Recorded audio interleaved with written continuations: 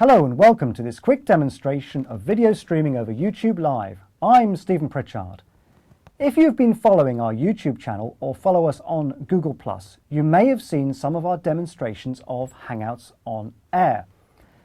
Now, Hangouts are a good way of bringing together speakers in multiple locations and can be used for broadcasting straight out onto YouTube.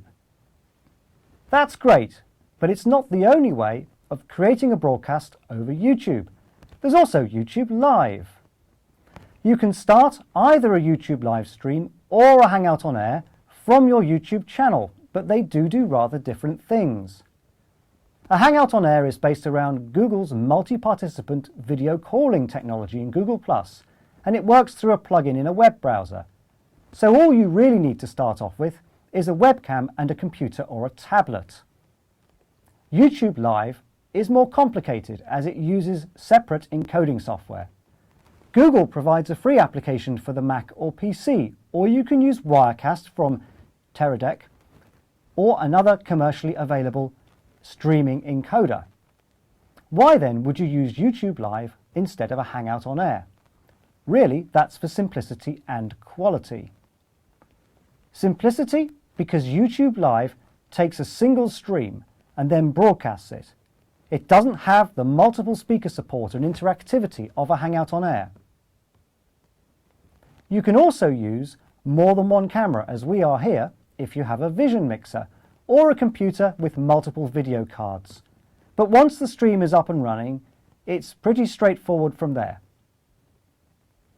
When it comes to quality though, less is also more. YouTube Live has more control over streaming settings such as bit rates and resolution, so you can match the output to the bandwidth and to the cameras that you're using. And in our experience, YouTube Live is more stable and produces a smoother stream than a Hangout on Air. This of course is to be expected as it's a dedicated encoder rather than a browser plugin. The difference, though, is quite noticeable, especially if you switch between cameras, if, for example, we do now, if we go to our wide camera and then back to our close-up camera. Also, the video on YouTube Live isn't watermarked, which gives it more of a professional appearance. YouTube Live, though, does need a professional level of support for the event in order to work well. You really do need a separate computer to start and to monitor the YouTube stream, as well as one for the encoder. All that's not strictly necessary on a Hangout on Air, which is designed really to be operated by a single person, using just a laptop and a webcam.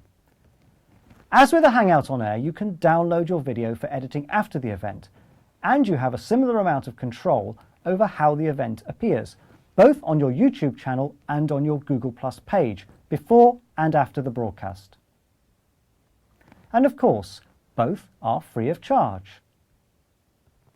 So YouTube Live or Hangouts on Air, well, we use them both. But if you want a TV-style broadcast over the internet, we'd certainly recommend checking out YouTube Live. And we're happy to advise you on how to make it work for your website, publication or organisation. I'm Stephen Pritchard and thank you very much for watching.